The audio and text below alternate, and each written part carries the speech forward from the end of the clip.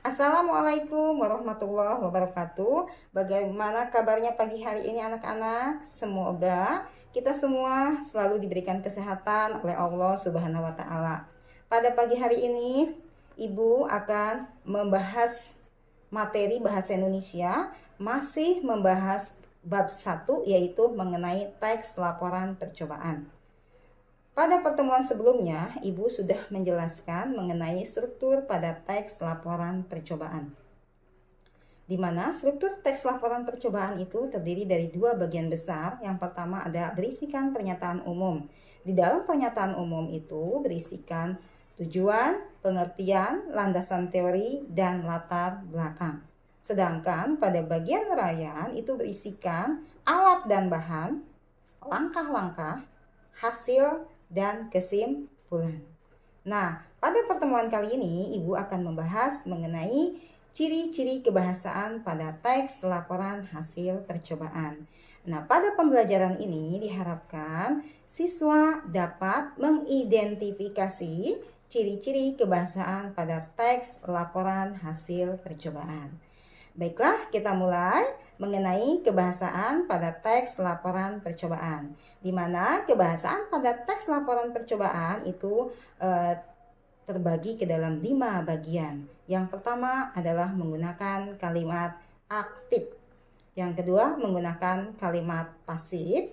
Yang ketiga menggunakan kata tugas atau kata penghubung. Yang keempat menggunakan kata istilah teknis, dan yang kelima menggunakan unsur serapan. Nah, Ibu akan membahas satu persatu, dimulai dengan yang pertama yaitu menggunakan kalimat aktif. Apa yang dimaksud dengan kalimat aktif? Kalimat aktif itu adalah kalimat yang subjeknya melakukan sebuah tindakan atau perbuatan. Di mana ciri dari kalimat aktif itu adalah kata kerjanya berawalan atau berimbuhan me dan ber. Contoh katanya misalkan seperti kata membaca, menulis, berlari. Kemudian ciri yang kedua itu adalah berupa kata aus. Di mana kata aus itu adalah kata kerja yang tidak memiliki imbuhan. Ya, seperti misalkan contohnya kata apa? Kata mandi, kata kerja, kata tinggal, dan sebagainya. Nah, contoh kalimat aktif seperti ini. Kita dapat membuat perangkap nyamuk sederhana. Nah, kata kita itu adalah sebagai subjek atau pelakunya. Dapat membuat sebagai predikat, dan itu adalah kata kerja karena melakukan sebuah tindakan. Kemudian perangkap nyamuk yang sederhana itu adalah pelengkap. Nah, yang menandai kalimat tersebut adalah kalimat aktif. Di situ ada kata membuat karena melakukan sebuah tindakan. Kemudian yang kedua adalah kalimat pasif. Apa yang dimaksud dengan kalimat pasif? Kalimat pasif adalah kalimat yang subjeknya dikenai perbuatan atau tindakan.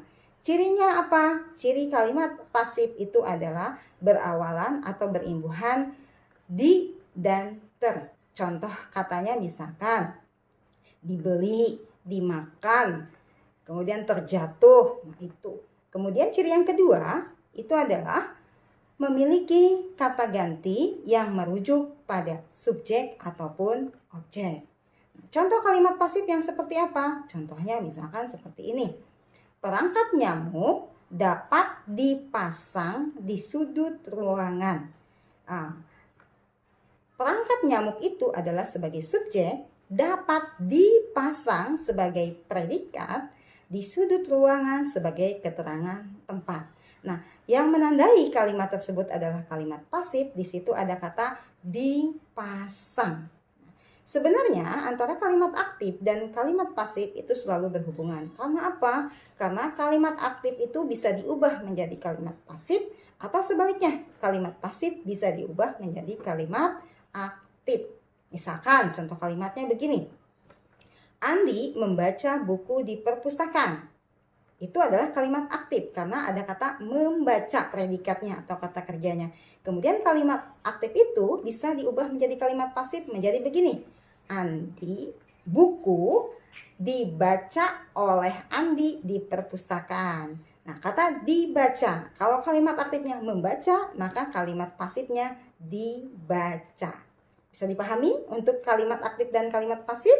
Nah, kita masuk yang ketiga, yaitu adalah menggunakan kata penghubung atau konjungsi kata tugasnya. Nah, kata penghubung atau konjungsi yang sering digunakan pada teks laporan percobaan itu adalah konjungsi waktu, pertentangan, kemudian pemilihan dan penambahan. Nah, konjungsi yang menyatakan waktu itu bisa kata penghubung yang bisa digunakan seperti kata ketika, sejak, saat, sebelum, sesudah. Sedangkan konjungsi yang menyatakan pertentangan itu yang biasa digunakan seperti misalkan kata tetapi, tapi, melainkan. Dan kata penghubung pemilihan hanya satu, yaitu kata atau. Sedangkan kata penghubung penambahan itu contohnya adalah kata dan, lalu, kemudian. Ya, contohnya misalkan seperti apa? Misalkan ketika nenek meninggal, saya masih kecil. Nah, ada kata ketika. Kata ketika itu menunjukkan waktu. Seperti itu ya. Kemudian yang keempat itu adalah menggunakan kata istilah teknis. Apa yang dimaksud dengan kata istilah teknis? Itu adalah kata yang memiliki makna pada bidang tertentu. Misalkan contoh kalimatnya begini.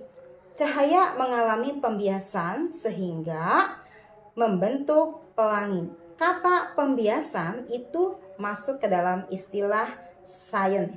Atau misalkan contoh kalimatnya yang begini. Saya mendapatkan vaksinasi di puskesmas. Kata vaksinasi itu adalah masuk kepada kata istilah kesehatan, ya. Kemudian yang kelima itu menggunakan unsur serapan. Nah, apa yang dimaksud dengan unsur serapan? Adalah unsur yang diserap dari bahasa asing ke dalam bahasa Indonesia. Sebenarnya kosakata bahasa Indonesia itu banyak sekali mengadopsi atau menyerap dari bahasa asing. Karena proses penyerapannya ada 3, melalui proses adopsi, adaptasi, dan terjemahan. Contohnya kalimatnya misalkan seperti ini. Kita tidak dapat memprediksi gempa bumi. Kata memprediksi itu sebenarnya berasal dari bahasa asing, yaitu kata prediction. Ya, sebenarnya banyak contohnya. Misalkan kata seperti stasiun itu sebenarnya dari bahasa asing, yaitu kata station, atau kondisi dari kata condition, situasi dari kata situation. Jadi sebenarnya banyak sekali kosakata bahasa Indonesia itu yang diambil dari bahasa asing. Nah, itu merupakan ciri kebahasaan yang biasa digunakan pada teks laporan percobaan. Nah, anak-anakku, pada pertemuan kali ini tugasnya masih sama, yaitu apa? Masih kalian mencatat materi yang ada dalam video ini. Kenapa, Bu, tugasnya hanya sekedar mencatat saja? Fungsinya adalah supaya kalian memiliki catatan yang lengkap mengenai teks laporan percobaan secara ringkas dan terperinci. Nah, mengenai tugas yang berupa soal-soal, kita akan bertemu pada pertemuan yang akan datang. Itu saja mungkin pertemuan pada pagi hari ini. Semoga materi ini bisa menambah pengetahuan dan wawasan kalian. Itu saja. Ibu akhiri, wabillahi taufiq wal hidayah. Wassalamualaikum warahmatullahi wabarakatuh.